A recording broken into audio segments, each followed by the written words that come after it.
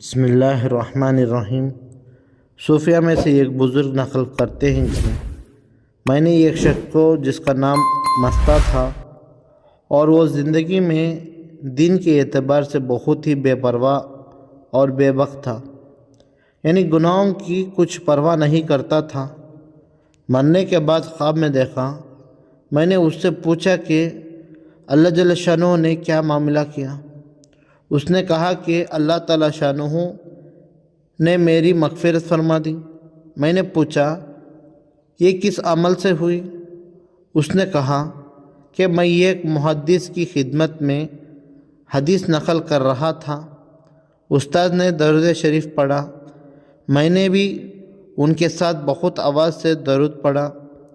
میری آواز سن کر سب مجلس والوں نے درود پڑھا۔ حق تعالی شانہ نے اس وقت ساری مجلس والوں کی مغفرت فرما دی۔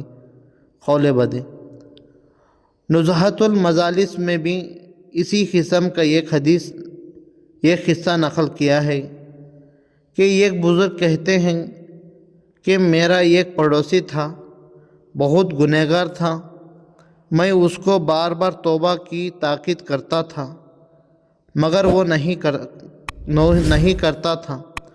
جب وہ مر گیا تو میں نے اس کو جنت میں دیکھا۔ میں نے اس سے پوچھا کہ تو اس مرتبے پر کیسے پہنچ گیا؟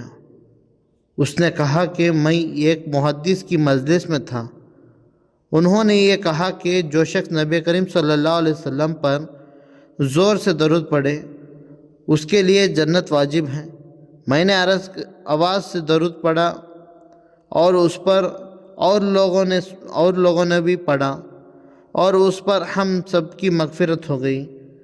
اس قصے کو روض الفائق میں بھی ذرا تفصیل سے ذکر کیا ہے۔ وہ کہتے ہیں کہ صوفیہ میں سے ایک بزرگ نے کہا کہ میرا ایک پڑوسی تھا، بہت گنہگار، ہر وقت شراب کے نشے میں مدہوش رہتا تھا۔ اس کو دن رات کی بھی خبر نہ رہتی تھی۔ میں اس کو نصیحت کرتا تو سنتا نہیں تھا، میں توبہ کو کہتا تو وہ مانتا نہیں تھا۔ جب وہ مر گیا تو میں نے اس کو خواب میں بہت اونچے مقام پر اور جنت کے لباس فخیرہ میں دیکھا، بڑے اعزاز و اکرام میں تھا۔ میں نے اس کا سبب پوچھا تو اس نے اوپر والا قصہ محدث کا ذکر کیا۔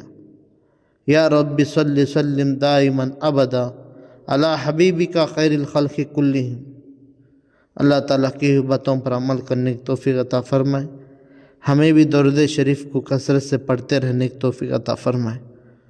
سبحان اللہ بحمدہ، سبحانک اللہم وبحمدک، ونشہد ان لا الہ الا انت نستغفرک ونتوب الیک۔